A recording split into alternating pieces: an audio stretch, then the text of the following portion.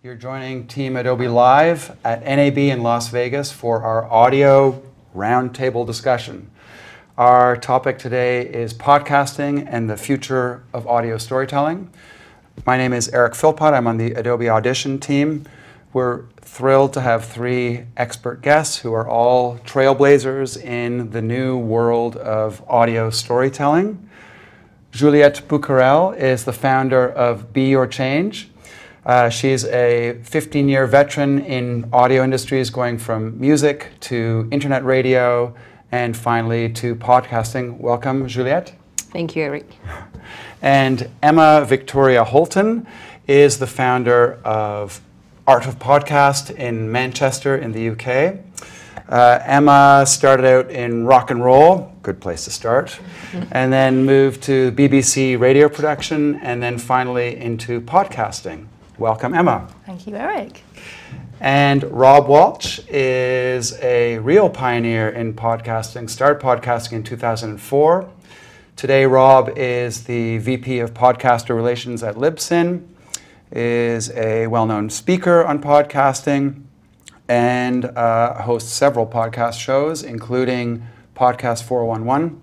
Welcome, Rob. Eric, thanks. Yeah. All right. So the world of audio is growing. We've seen the explosion of podcasting, and we've seen audiobooks becoming a thing. And now with smart speakers, we're seeing we don't know how far this is going or how big this is growing, but it's definitely a thing. If you are already creating podcast or audio content, then of course, these are your people. And if you're interested in learning about it, then you've come to the right place. And please post questions. They'll get fed through to me by my colleague, Catherine. So if you've got questions, send them along, and our panelists can speak to them. I also want to mention, if you're primarily a video content creator, then this is a great opportunity to look at the art of storytelling from another angle. This really is about storytelling. It's always that makes content really good and really strong. So let's hear a little bit from our panelists. So Juliette, can you say a little bit about Be Your Change and why you founded it? What is that company? So Be Your Change is a conscious living podcast platform. And I led the organization to bring more women's voices and perspective into media and podcasting, and to participate to create the world that I want to live in. So that's why some of the topics we cover are the zero waste movement, sustainable fashion, or impact investing. Yeah, lovely. Thank you. Welcome. Rob, you got into podcasting maybe before it was a word, I don't know, but why on earth would you do that? What led you into this strange new world? I was looking for a hobby. I had just finished up my MBA at UConn, and I was traveling, and I needed something to do in the evenings when I was traveling, and I said, oh, this podcasting thing looks fun, and I always wanted to be in radio, and I had not gone that way because of my uncle who owned a radio station said, don't go into radio, whatever you do. So I went into engineering, and podcasting became a hobby. Yeah. And you're still doing this hobby now? The hobby is a career, it's a life. That's amazing. Fantastic. Well, thank you for joining us. Yeah. And Emma, rock and roll, radio, podcasting, why did you end up in podcasting? Why didn't you stay in rock and roll, actually? That's my question. Well, from a BBC perspective, from the radio stuff, maybe not the band stuff. That's another live stream for another time. That's a different round table. That's a different round table. Rock and roll round table. My job was great, and I got to do loads of stuff and travel around and work on really great documentaries and live in Ireland for a while. But this little voice in my head was telling me there was so much more that I could be doing in terms of getting my ideas out there. And I started, and also the money wasn't great with my role. Even though I got to meet lots of famous people, that was part of the currency, I didn't get paid a lot of money. So That's not fair. Wait a minute. But yeah, as a side gig, I started producing podcasts for clients based in actually Canada and America as well, because I could do that in an evening after my day job, and I started making more money doing that than I did working for my quite boss. Encouraging for anybody who might be considering podcasting, but continue. Absolutely. And so, yeah, so I quit my job in 2012 and Art of Podcast was born, and I've been doing that full time ever since. That's lovely. Very good. Well, it's a pleasure to have you all here. We are jammed into a hotel room, packed with cameras. From where you're watching, I hope you get all kinds of awesome views because there's enough cameras to give them to you. This is actually one of my colleagues' hotel rooms. Thank you, Michelle. And so, yeah, it's wonderful to have you all here today. Just for fun, let's start off. I'd love to hear what are some favorite podcasts. I love many. I know what yours is, Emma. I won't steal yours, but I really like a podcast called More Perfect about the Supreme Court of all things. But it's an amazing way of creating a documentary, the audio production, sort of the storytelling, the flow of storytelling. It's remarkable what you can do in just the audio space. So that would be my pick. Juliette, what would you pick? Lately, I've really liked the show Making Oprah that came out a couple of years ago. And the reason I got interested in that show is because I wanted to learn about Oprah to understand why there were only few women in media who own the media network. So I just, got into the show. It's a mini-series. It's really cool. It's very well done. And I really love the host, Jen White. She's a black woman. And just made me realize that there is not enough women of color doing podcasting. Only like 3% of women of color actually hosts. I don't even know about real producer. So that's why I got interested in the show. And the interesting thing now is like companies like Spotify and Pineapple FM and Women's Audio Mission are kind of now trying to bridge the gap. Yeah, that's a very important topic, and I hope we're going to come back. Well, we will come back to that actually.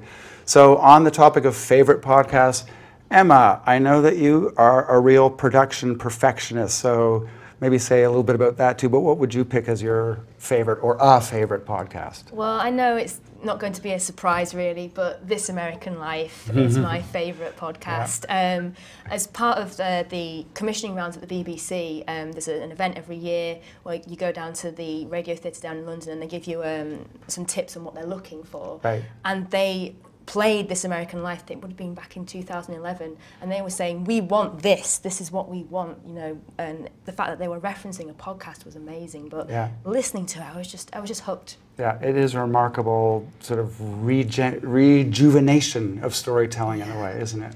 Rob, this is a loaded question for a guy whose company hosts, is it 40,000 podcasts? Over 44,000. Okay, so this is a totally unfair loaded question, but maybe examples of some favorite podcasts for you. Hardcore History with Dan Carlin is one of my favorites for sure.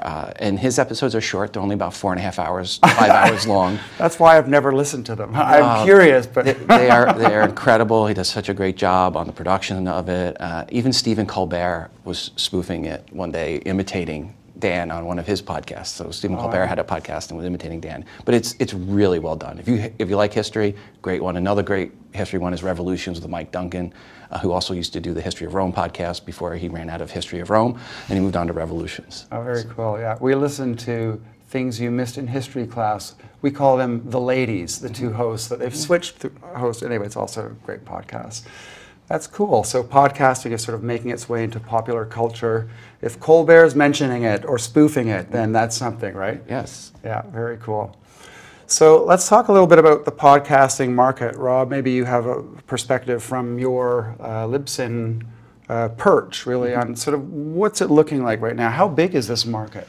Well, from a download point of view, it's grown every year. There hasn't been, people want to talk about there's been a bubble or a spike. It hasn't. It's steadily grown year over year over year. I think some people want to think that Serial caused the growth in podcasting. It really didn't. It was Apple going to iOS 8 and the podcast app being native. And you can see that in the numbers and the fact that iOS downloads are so much greater than Android. And they grew more after iOS came out than when Serial came out. Right. The Android side didn't grow. If it was Serial, Android would have grown. What did Serial do, out of curiosity? Because certainly that's a show that captured the popular imagination. It had a couple of elements, including the sort of the almost real-time revelation thing. But as a podcasting phenomenon, what did it do for podcasting? Serial brought in a lot of news coverage because its psychographic was newspaper reporters. It wasn't the first serialized podcast. Oh, it wasn't so even then newspaper reporters were inclined to report about it. Yeah, like I haven't talked about podcasting in 4 years, so it must be back. But it wasn't the first serialized podcast. It wasn't even the 100th. You know, there was a lot of other serialized podcasts, but it was the first one to really capture the newspaper reporters, and that was a great thing for podcasting. Don't get me wrong. But I think a lot more of what happened was the native app in iOS 8. Right. People going, what's this purple app and why can't I delete it off my phone? And that really helped podcasting along. Yeah, very cool. Juliette, you have spoken about podcasting as the democratization of radio. So what does that mean for you? What can you say about that?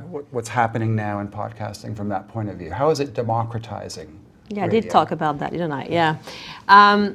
Well, you know, I just feel like now, like, people have an opportunity to create content in audio format, and it's never been that easy.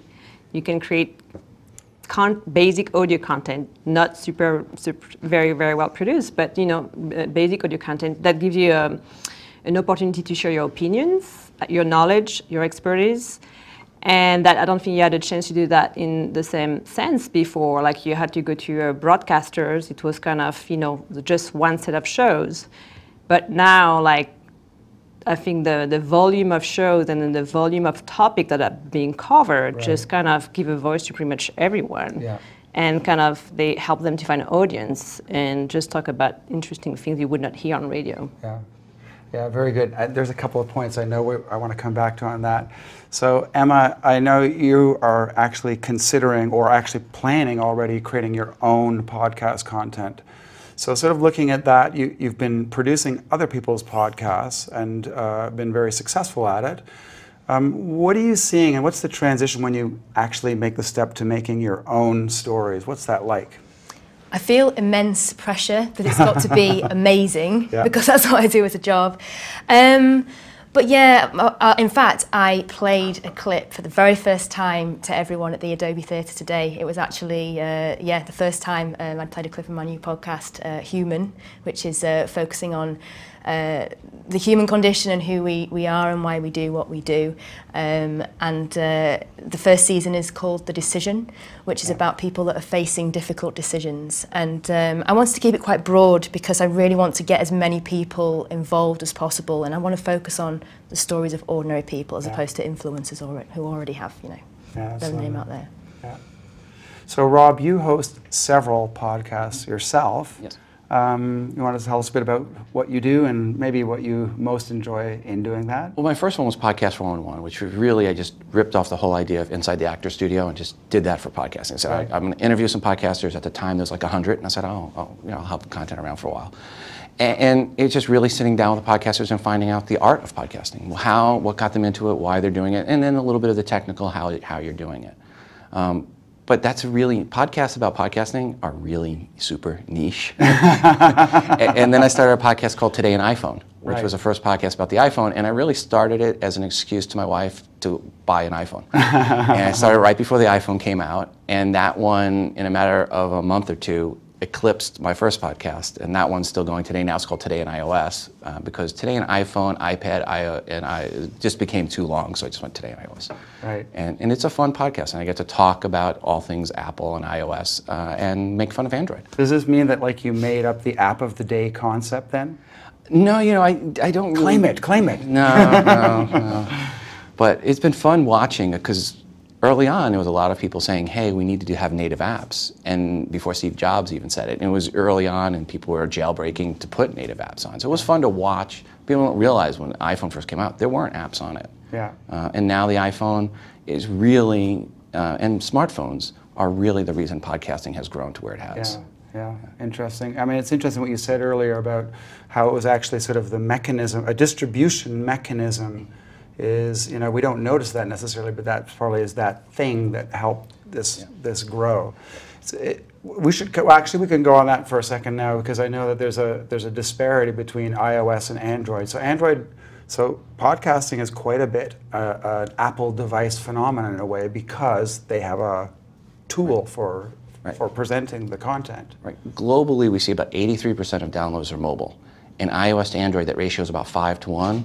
And if you take the number of iOS to Android devices out there, that means that typical iOS device downloads 25 times more podcasts than the typical Android device. Wow. That's a huge disparity. Yeah. Even when you take it down to Spotify, and we look at the Spotify numbers, it's still about 5 to 1 on the typical iOS consuming on Spotify versus Android. Yeah. Now it is actually more, it's about 0.74 to 1 iOS to Android overall for Android, for Spotify. Wow. And now we're getting really geeky at numbers, and I apologize. but the point is, without a native app in Android, we're not going to ever see that uptick that we need. So that'll be the next frontier. That's where the needle moves. When Google makes a native app that's on every Android device that says podcast and has a directory, that's what really will move the needle next. Yeah, yeah. Juliette, you're active in, correct me if I've got the title wrong, but I think the Women's Audio Mission. Is that correct? That's correct. Yeah. And so I'm interested in that because not everybody has an iOS or iPhone. I know that your goal with this organization is empowering or giving voice often to less privileged communities. How is that? Can you say something about that? And what are the opportunities there to give a voice to people who don't have as much of a voice? Yeah, I think so. Women's Audio Mission started about 15 years ago in San Francisco, and now it's in Oakland. And they've trained 12,000 girls over the last decade. And it's really an after-school program. And they go in underserved communities, like very remote area, and most of the girls don't have devices or access to computers. And so they train these girls to enter STEM through music, because music is fun. And they learn audio engineering, and then their organization then after that placed some of them in company like Dolby or Pixar or Electronic Arts, so they kind of get their dream jobs, in a way. So that's kind of very fun. And one of the good news actually that just came out today, so that's a scoop for everyone, is like... you heard it first here. Yeah, it's like WAM is going to be part of the Innovation Center of Capitol Records in LA. Wow. And they just announced it today, and then we're going to have 1 day of training on June 9th at the Capitol Records studio in Los Angeles. Just a question, so young kids, girls, what gets them even into technology in this way? Like, what attracts them, or how do you get them engaged in that? Yeah, I mean, what's very smart with WAM is like they attract them by say, hey, maybe you could try building your own speaker, and then using a glass or a cup, and then start to make them play with little things like that, and say, hey, maybe you don't know, but you can start creating a little bit of music. And then they start, playing with the tools, and they show them how they can do things. They say, oh, that's easy. That's not complicated. I can do it myself, So then they start, very excited. And then, we take them into a recording studio. We have a recording studio in San Francisco. So they kind of get to see the facilities and learn how you create a track. And then I think they just hook. Yeah. They just want to keep going. Fantastic. Let's maybe talk about the tools for a little bit. This year, Audition is celebrating 25 years. Adobe Audition started as Cool Edit Pro, so it's got a long history actually in digital audio workstation space. So maybe we can have a plug for Audition for a second. But Emma, I know that you are a hardcore Audition user, and I'm just curious, maybe let's talk about the tools. Why do you use it, and how do you use it? Well, I learned how to use Audition back in 2009 as part of my master's degree in radio production. I've tried different other sort of doors, and they've just not gelled. It just seems natural for me to use it. And what I love about it is that I can just do it all in one place. So if I've got some terrible sounding audio, there's noise correction on there, I can add compression, I can add a hard limiter. It's all there for me, so it really streamlines everything for me. So yes, I am a big fan. That's lovely. And Juliette, you've been working in audio for a long time, but fairly recently you've started actually using the tools yourself. What's that like, and what's Audition like to sort of start from scratch at? Yeah, I mean, was it daunting? Is it, or how did you find it? Yeah, I mean, from all the different audio software, I tried a bunch, and then I just really like Adobe Audition because a couple of things. One, it looks good. Like, I think the design was very appealing to me, you know. We love to hear that, and so does Duran. I know, but it's true. Like, you know, I like working on software that looks good, makes my life happier. I feel happier when I do that. So that, and then I also really like what Duran also created, which was the podcasting onboarding. I think that was really helpful. And also, I'm part of the Creative Cloud, so I'm using Spark to create my artwork. And then, so our Audition was kind of, you know, like part of your toolkit already, right. And then, you know, sorry to put my diversity hat again, but also, you know, I look at the company's value, and then also, like, for Adobe, you know, diversity was very important in the culture of the company, and that also resonated with me. I say, okay, well, you know, they have good design, they have good values, they have good products, so. I mean, you don't change the world overnight, but I'm also proud. I think Adobe really wants to support diversity and inclusiveness. So, I mean, it takes time to make change, but you've got to start with it, right? Exactly. That's why I think it's so interesting what you're doing with audio work, actually using stories and storytelling to affect change. In fact, would you like to say a bit more about that? Because I think that's a powerful idea, storytelling that makes change or supports change. Yeah, I think, you know, what I think is very interesting in podcasting is like how I've noticed how there is so much how-to podcast, you know? So you have your how to create your own podcast, but I think you have to, how to get better at business, how to be a better husband, how to be a better parent, how to be better at gardening. It just goes on, it's overwhelming. But I think what's really great about it is just kind of people are sharing positive knowledge or positive expertise that people feel empowered, you know, they feel inspired, they feel happy. I think we're all tired of hearing so much negative news, which is creating fears. So I think like this movement of, hey, we can learn from each other, we can share our own expertise is very important, and I think that's what I'm seeing in podcasting. I think that's an interesting point. I've definitely heard this really quite powerfully from a number of people who work in podcasts or audio content. There seems to be an inclination to sort of positivity, sort of supporting growth and so forth. Rob, anything about audio or sound as a medium that sort of encourages or is there a reason why there is a kind of a nice positive growth angle to an awful lot of podcasting content? Well, most of it's audio. As a matter of fact, if you go to iTunes right now and look at the top 200 episodes, all, because they support both audio and video, all of them for like the last couple of years have been audio. Even Apple's own video podcasts don't make the top 200 list for episodes. Really? Yeah, so and that comes down to there's a more time in the day to consume audio. Right. I mean, you can do it while you're driving the car, you can do it while you're working out, walking the dog, you can do it when you're working. If you're a boss, you come around the corner and someone's watching a YouTube video, you call HR. But you come around the corner and they're listening to a podcast, that's a good, quiet employee getting the job done. And we actually see in our servers, we see the uptick of downloads happen during the week, US time. Tuesday, Wednesday, Thursday are our biggest days for downloads. And so the audio gives people more time to consume than any other medium out there. Yeah, it's fascinating. Emma, you're making content now for, I guess, Huffington Post specifically, but that's used on smart speakers. So this is kind of like news on demand, I guess, right? How does that even affect, like, how do you approach sound or audio content for this? Because it's essentially what's Rob's saying, the content could be wherever you need it to be. Does that change how you produce it or how you create it? Yeah, well, the way we're using it is actually two separate ways that we're using it. So we've got the flash briefings, which is what we do for HuffPost. We do the morning email, which goes out Monday to Friday in the USA, and it's just short, sharp, snappy, exactly what it says in the tin. It's just a roundup of the news, so you don't have to traipse around looking for news. Right.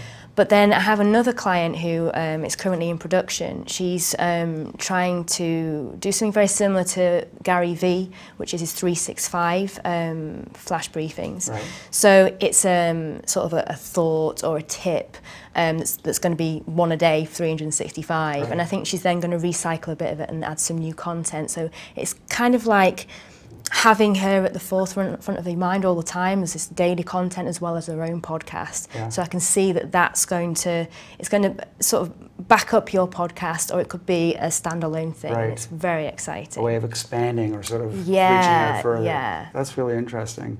So maybe let's talk about this for a second, the question of how people make a living, how do they monetize it, what's the business model for this? Maybe Rob, can you start on that? You've got this sort of, again, this overview of how many, you've got 40,000 plus shows. Yeah. That's an incredible amount of content, actually. If you're getting into podcasting and you say, okay, I'm going to get into podcasting and I'm going to monetize through advertising, you're better off taking the money and going to the track and betting on a horse. It's about 1 in 8 chance.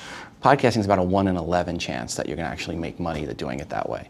So doing advertising means you have to grow an audience and you have to grow a successful audience. And most podcasters don't. Now, more people actually monetize through podcasting, not through advertising, but by becoming better in their job, the career advancement, getting a job from their podcast, building a brand, promoting a book, promoting their service. So they use the podcast as a promotional vehicle for something themselves or a product. And that's how they make more money.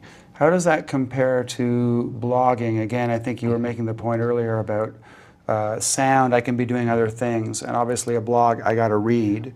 But I guess it's a similar thing where the blog can kind of supplement or give people and their work more visibility, right? Right. So we said there's more time in the day to consume audio than any other medium. But if you actually look at the number of bloggers to podcasters, it's 2,000 bloggers for every one podcaster. Wow.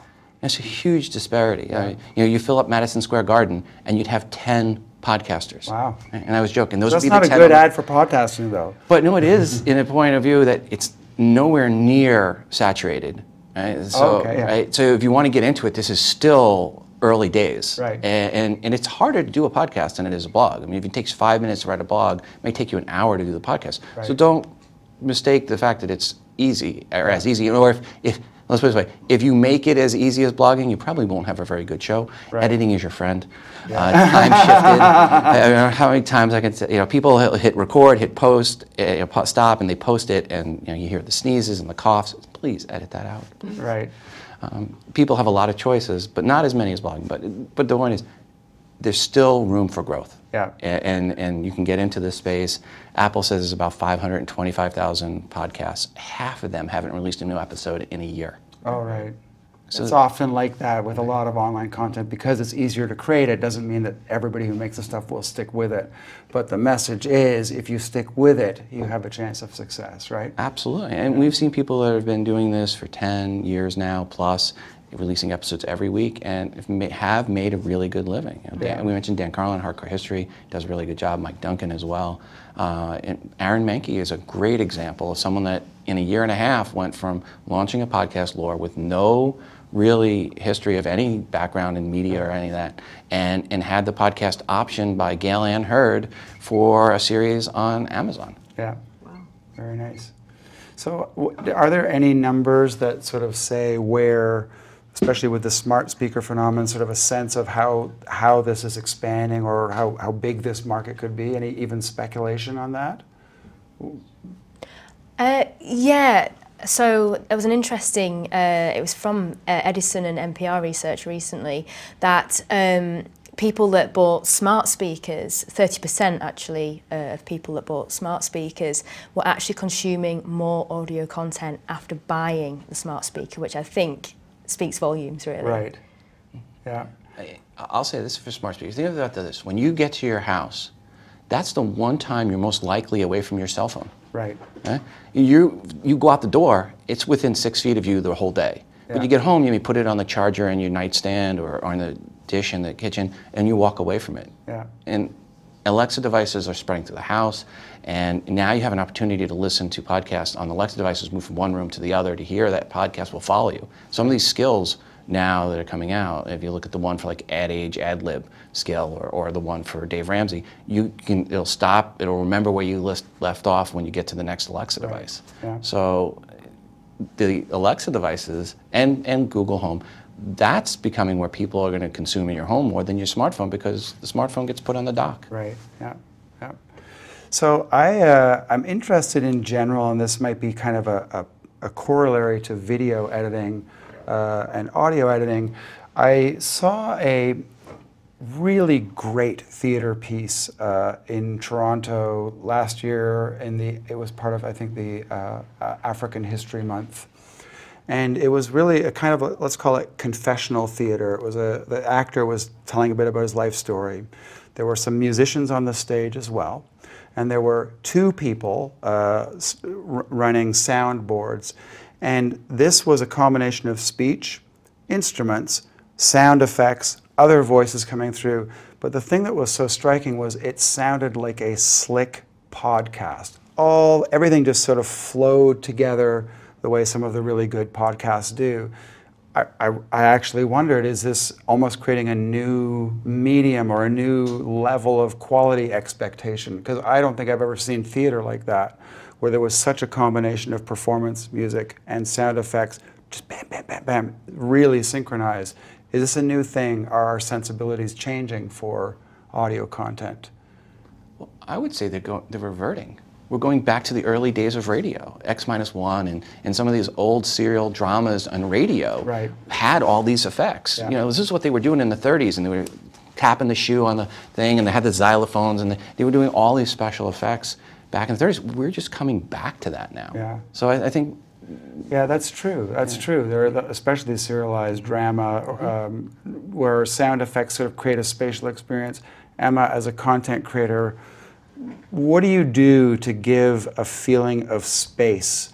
You know, how do you work with that in audio content? Sure. Well, many, many years ago, just going back to a point that Rob made, Steve Allen, who presented on The Tonight Show back in the 30s, referred to radio, applies to all audio content now, as being theatre of the mind. Right. And it's really important as a producer that you put that space in there. The story should speak for itself, really, if you've done the interview properly, but you're just enhancing that story. So creating space using silences, adding SFX in there, giving that listener a real sense of place, but making sure that journey is a smooth journey from A to B. Yeah.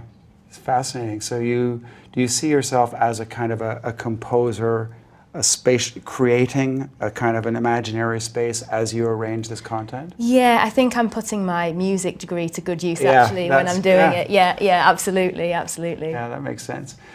Juliette, I'm really fascinated by the thought of young girls who haven't had perhaps a technical background. I'm sort of curious, like, what about this grabs their attention? Do some of them become podcasters? Do they get into that level of audio engineering in the women's audio mission work? Yeah, some of them become podcasters. First, they go and get trained at KQED, like they get internship or a job, and then start their own podcast. Some of them become like live sound engineers. Right. Some of them work on music for video games. So it's kind of very diverse where they go, you know, based on their interest. Yeah. Yeah, it must be fun or fascinating to see that interest awaken and that understanding. So let's take a question sort of for everybody. What are the lessons from audio content for other storytellers? Like, what people, when you're creating when you're doing audio storytelling, what are the takeaways or what are the things that others could learn, for example, video content creators, from that? I think the use of a language is something that they can really learn from. We always try and tell our clients when they're recording, or if we're recording, that it needs to be a one-to-one intimate relationship. So using that, thank you for joining me, as opposed to saying thanks everyone for joining me, like it's a one-to-many. And I think video could perhaps learn from that in particular, especially with having that barrier, that one person, and then it's just creating that relationship and the loyal fans, you know, that will come after that. Yeah, that's a powerful point. Rob, any thoughts on what can this form of storytelling teach others and video content creators, for example? Well, yeah, on the audio side, it is a little bit more of an intimate medium than video, because video is always going to be a little bit more disconnected. Audio literally is in your head. People have the earbuds in their head. It's almost like being John Malkovich. Right. Is what you get with the audio, but the saying you, just a little thing like saying you connects your audience. Right. And I think they've even shown on some YouTube videos that when they start out with that introduction, those people stick with the videos longer. Yeah. So are you hearing that? Say you. That's good. Juliette, what do you think about the audio storytelling medium? What can we learn from that? Yeah, I think we talked a little bit about that in previous conversation, but I think for me it's like audio is very intimate, it's very personal, and I think the one of the strengths of audio is like you don't have visual, right? So the visual are in your head, and you have to create the stories as you're listening, and you create all these, I call it the storyboard. And that's kind of very unique to audio compared to video, or like the images are chosen for you. Yeah. So I think the sound like really play a very strong, even stronger artistic direction, you know, in audio piece. I think that maybe sometime in video. But, yeah, no, it's interesting. I mean, you are painting in a way with sound there, right? The sound is the landscape, as it were. Interesting. So for people who wanted to get into audio editing, audio is one of those things that you get it when you get it, but it can seem very abstract. I'm wondering if you might each have a tip or suggestion for sort of like a thing to try or a thing to start. If it's audition specific, even more wonderful, but you know, what could someone do to sort of explore as a beginner audio content creation? Emma. Just do it. I've heard people say that many, many times. That is obviously... just get on with it. I'd never edited any audio before I started my master's degree, pretty much. And I was in that studio every day, just getting used to the tools. And it just flows eventually. And I think it's just like, don't put a barrier up. Just get on with it. Right, yeah. When you get to the point when you can see you can see the waveform, you know you're there. Right. I mean, you'll get to that point. You'll spot it from 10 paces. Yep. Yeah. And those are usually good to edit out, but sometimes they're good to leave in. Right. So sometimes I'll actually script an in my, if I'm an scripting. When you script, see it, so a lot of times people, when you script, I think one of the biggest mistakes I see people do with podcasting when they script in proper grammar. Yeah. People do not speak in proper grammar. Right. Like I think I just didn't there.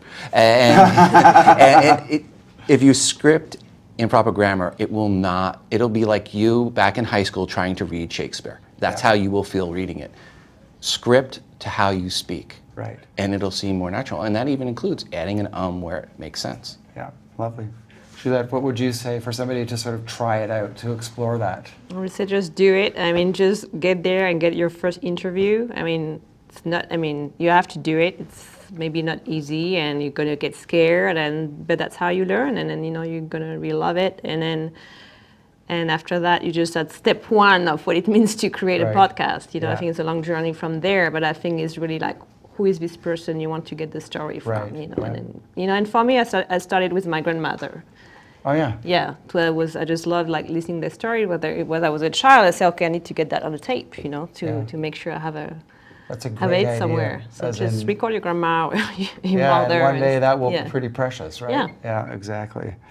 We do have a question from the audience, and this is an interesting one. And maybe Juliette, you want to start on it. The question is, do you see podcasting as an opportunity to transform how we see the news today? I think this is an interesting question because we're seeing in the digital era that news can create islands of, you know, people sort of gravitate to sort of their take on things. And, you know, so now the question is, how do we reconnect different parts of society? So what do you think about that? Can podcasting transform how we see news or current events? Yeah, I think there is already a movement out there. I mean, I think even KQED, like they're launching this call to their audience to ask what they think the media, you know, KQED should become tomorrow. And there is also this movement called solution journalism. Yeah. And it's really about training journalists to kind of look from a positive angle and kind of talk about solution, not only the problem. So I think, you know, that's going to shift. Yeah. And the faster shift we can do is by stopping listening to the news that you don't like. Right. You know, because at some point they're going to realize that, okay, well, people want something different, so we have to change the narrative. By which you mean something more constructive, something more, what do you mean something different when you say that? Well, something like not so much based on fears. Yeah. You know, like they're just trying to make everyone scared of everyone right now. Right. And I think people want to hear something different. Yeah. You know, they want to say, okay, how can I fix that? How can I help? How can I be part of, you know, building a better world? Yeah. Not just kind of, oh my God, everything's gonna collapse tomorrow, you know. Yeah. So I think that's what's coming from podcasting. That's what's coming from digital media. That I think broadcasting is going to have to catch up with. Yeah, very good.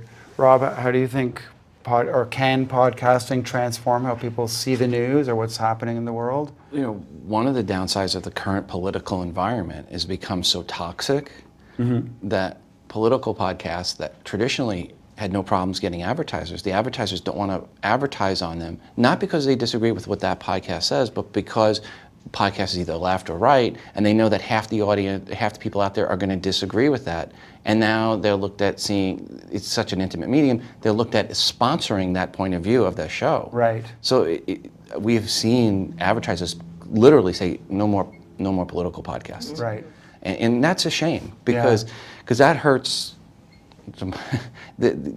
more people getting into and doing it. I know a couple political podcasts have actually stopped doing that were very good. Yeah. They were centrist podcasts. And I remember one of the hosts said, he goes, I got hate mail from both the left and the right for this episode. Right. And he goes, I know I did a good job. Yeah.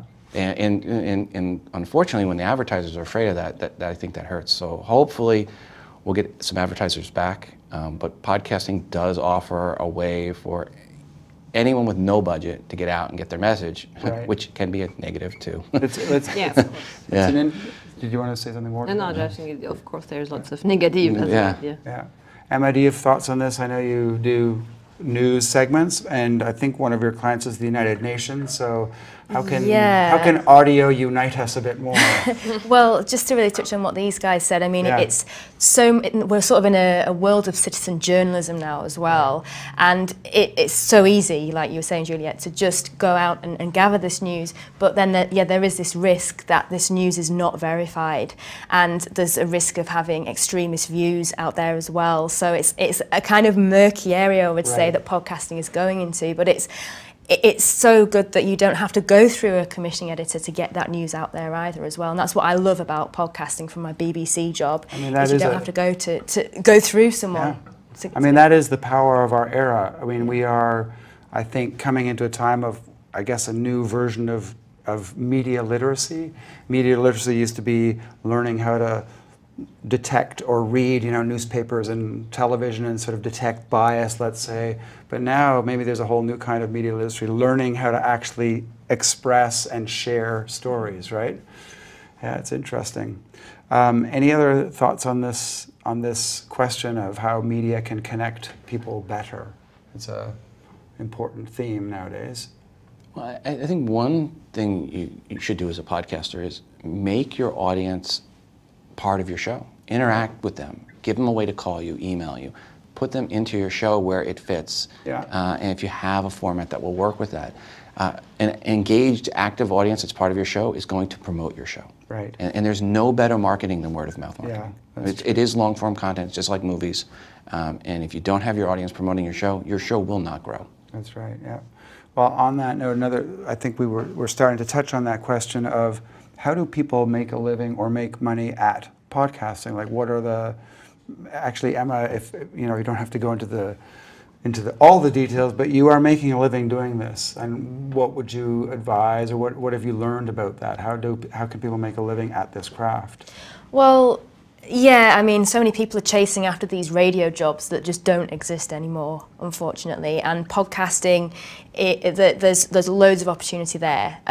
There's lots of large corporates going into it, which is where there's good money compared to the solopreneurs. But again, there's nothing wrong with working with solopreneurs with a smaller budget either. Right. But there's so much opportunity because we're a connected world. Yeah. So a lot of my clients are remote, and globally, the sky is your limit. If you've got the skills and you've got the talent and you're tenacious, you can certainly craft out your own career in it. Absolutely. It's fascinating.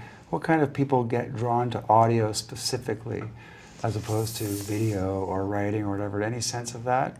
You're clearly, I think all of you are audio people. Yeah. So what is it that pulls, what is that kind of person? In terms of of people that work in it. Yeah. Who is attracted to that particular way of telling stories and creating content?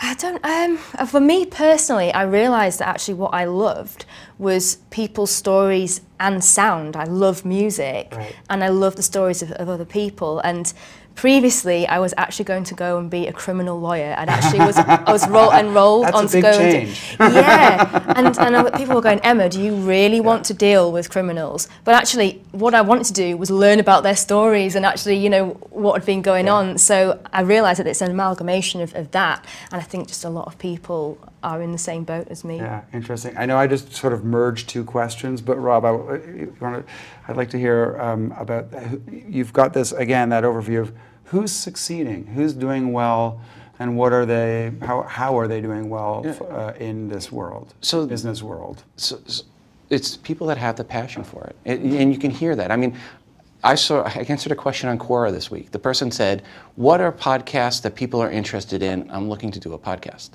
And I replied, my answer was, you asked the wrong question. The question should have been, what am I interested in? Right. And that's what you do the podcast on. Right. I go, because your audience will quickly learn you're not into it. And if you're not into it, you will lose that audience. Yeah. How do people, because some podcasts, people are into the topic, but they're kind of chatty, they can kind of be, there's a lot of fluffy chit chat, and there's an art there. Obviously some of the chit chat makes it more comfortable, familiar, but how do you condense it so it's still got focus? Yeah, there's that fine line between making it really personable or too personable. Yeah. You can get too chit-chatty. There's some shows where they get, like, it's supposed to be a tech show, and they talk about journalism for the first 15 minutes and what someone did before they actually get into talking about any tech. Yeah. So people know on that certain show, and people probably know what show I'm talking about, they flip through to about 15 minutes in and they go, okay, now we're going to actually get into hearing about tech. But if you're just coming to that show for the first time, you'd be like, well, I thought this was a tech show. Why am I listening to this? So I'm going to go listen to another show. Yeah. So you have to be mindful of your audience. You got to keep that intro and that banter down and later into the episode. You know, save it for other parts, or get an app and make it bonus content. Right. You know, I do unboxing videos for my Today in iOS podcast, the worst unboxing videos ever. But I would never put them on my RSS feed. Yeah. But I put them in my app, and my real loyal audience, they can go consume it there. Is that a little bit, there's like the, sorry, I was going to say, you know, in the YouTuber space, for example, people form a relationship to that personality. So people who've formed a relationship with your work, they would enjoy that kind of more casual content. Well, I don't know why, but they do. Yes, and that's it. They have a relationship with me. They like to see the fact that my son, who was behind the camera, cut off the top of my head, and we're unboxing it. But you know, we're having fun. Yeah. And you can have fun, but maybe not put that in your main content, or put it at the end of the show. Yeah. Like behind the scenes kind of content, that extra bonus. Yeah, people like that, and I think. But you alluded to that earlier, Emma, about talking to you. There is a directness that's true in modern media, and added intimacy, I guess, of when it's the sound in your head. You really have a closer relationship to the person who's presenting it. It's interesting. Juliette, do you have any sense? You've been in audio all of your working life, I think. What kind of people are drawn to that? Do you have a sense of the attributes of who's doing that kind of work? You mean podcasting? Yeah, podcasting and audio content in general.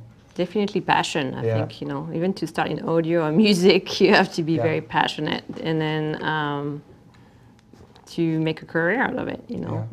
So I think that's really this passion for music. That's how I started. I was passionate about music. And then, you know, after a while, the passion of music was really about stories, and then how much I realized I love listening to stories, and then how much I wanted to tell stories and learning about that. Yeah. So you've mentioned a little earlier when we were talking that at the moment there are fewer women who are creating content, fewer women who are owning or managing content creation. It could be.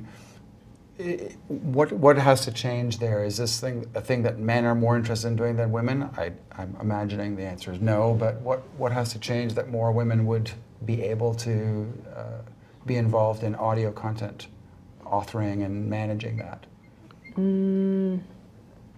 I think it's access, first of all. I don't know what you think, but you know, being offered access to technology, and also feel like technology sometimes, that's my perception, has been designed from a male perspective. Right.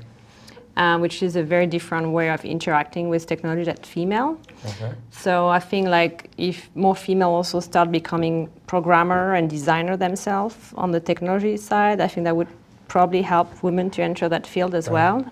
That was one of my perception. And I think it's opportunities, you know, like being able to be hired for the good show and, you know, being hired as a producer, and then, you know, so I think it's really about, you know, education opportunities and technology in terms of designing the product. Yeah. I don't know, do you have something else to say? Yeah, well, actually the whole show's been really interesting, NAB, because for the first time I haven't had to queue in the bathroom, because there's just so little women compared to men at the show. And when I was doing my presentation today, I think I saw 3 female faces. And I was actually speaking to my partner about this earlier on, and I said, I don't think it's just the fault of men sort of making people feel, women feel uncomfortable. I think the onus is also on the women themselves, because it's a lack of confidence. They feel like, oh, it's technology, or, you know, I don't really want to do this. So I think it's just a case of encouraging women into these roles and telling them, you can do this. Yeah. It isn't just men. There are obviously many unconscious habits that guide us. So a lot of these patterns they may not make sense in this context at all, but sort of they're the result of habits like that. Juliette, it's really interesting what you said actually about the way we talk about technology. I don't want to overgeneralize that, but we have some terrific presenters and trainers at the Adobe booth, and I'm thinking of one of our trainers, Christine Steele, who is a total nerd, like a total geek, but she doesn't sound like it. And I don't want to say, well, that's how women talk. That would be a generalization, but it's an example of a different. She speaks like a normal human being, but everything she's talking about is geeky and nerdy, really. Right. And so I think that's an interesting thing about the sort of opening up, giving more people more voices, and sort of another way of looking at it. I think that's probably true, that there are all kinds. I mean, you give the example of bathrooms. It sounds banal, but that's an example of sort of simple things that are simply haven't been thought through yet, and still don't reflect sort of all people and invite all people in. So that's very good. Is everybody doing okay here? Yeah. This is fun. So I think it's important to mention that the people sitting at this table don't normally sit in front of cameras. No, we don't. They're very used to speaking to a microphone, perhaps, but not with an audience watching them. So you're doing great. This is really lovely, and thank you so much for doing it. Are there any sort of last thoughts or things that we haven't spoken about that you would like to mention? I'll think for a second for myself. There was something probably rather esoteric, but it's escaping me right now. But anything that you'd like to mention sort of as we come to a close? Well, Rob? One thing is Spotify has really helped, because it's the first real #2 in podcasting we've had since Zoom. Yeah. So last month we had 5.75% of our downloads at Libsyn to Spotify, and with only 18% of our shows.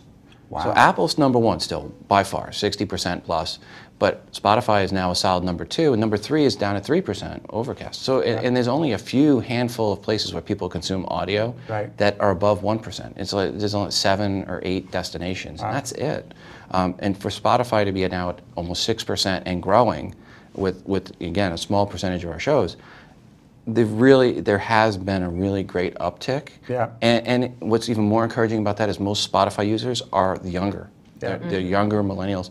So we're seeing an uptick in audio content between the 18 and 35, where traditionally podcasting has been more 35 plus. Right. So to me, that has been really great to see, and I'm really excited about what Spotify has brought to the table. Yeah, that's a really good point. Juliette, we've actually spoken earlier about this whole problem of distribution, that it's kind of a weak link in the chain. So there's a lot of audio content, but it's not necessarily as easy for the audience to find it. Do you have any thoughts on what would make this content, what could happen in the technology to make audio content more discoverable, basically? That's a tough question. I just feel, I'm thinking algorithm, you know? I mean, and also I think probably podcasts are doing a better job at tagging their shows and having audio description and making sure they're on all the services and trying to get some promotion. But I think it's really about, I think Spotify is also doing a good job by recommendation, right? So I think that hopefully it's going to keep getting better. I know it's harder in a talk show than it is for music, I heard, but I'm really hope like we're going to get there. But I think you're right. So algorithms or AI, a lot of that tagging probably can happen automatically, for example. Right. So I think that's a really that good would be point. great. Yeah, I think we're getting close, right? So that's an interesting area. Emma, anything that you want to add as we? No, I haven't really. Why don't you tell us a little bit about what it's like to be at the Adobe booth? Awesome. Thank you very much for doing it. It must be quite an experience. The booth is pretty packed. It's a pretty lively place. And what was it like? How did it go? It was amazing, and I saw a lot of people nodding their head, so I knew that what I was saying was relevant, and no, it was awesome, and I got to speak to some people afterwards and hopefully inspired them to move more into a storytelling realm of podcasting. Yeah. So I've done my job. Yeah, lovely. Rob, you've got some events you're doing at NAB tomorrow, right? Yeah, we have a session tomorrow, and they have a whole podcasting track. So NAB is really coming around. We have a podcast pavilion on the South Upper Hall this year, so it's nice for NAB to get behind that. And then there's a whole podcasting track starting at 9 tomorrow on Wednesday. I'll be speaking. Stephen Goldstein is going to be running that track, and we'll be talking about where podcasting is going and where people are consuming now. So we're going over those kind of things. Excellent. Well, good luck with that. And Juliette, you're going to have a chance to sort of walk around NAB tomorrow. Perhaps? Oh, tomorrow, I guess, yeah. What are you going to go look at? I'm going to look at the Adobe booth. Oh, yeah. Oh, good answer. Yeah. And I'm going to go and listen to some of his podcasting panels and just walk around, look at technologies, you know, what's there. It's unbelievable how much there is to see. It's quite incredible. Wear flat shoes, wear really comfortable shoes, because my feet are killing. My NAB rule is change your shoes every day. Always change your shoes. Keep changing. All right, well, I want to thank you all very much for joining us, and thank you online. People who are watching, you can follow Adobe at NAB all week. We have on our Premiere Pro, After Effects, and somebody correct me if I'm getting this wrong, Adobe Video CC channel. So on our Facebook channels, you can see live streams. If you miss something, the recordings will also be available, so you can check in. And thank you, everybody. This was really a pleasure to have you here. Thank you. Thank you. Thank you. Thank you so much.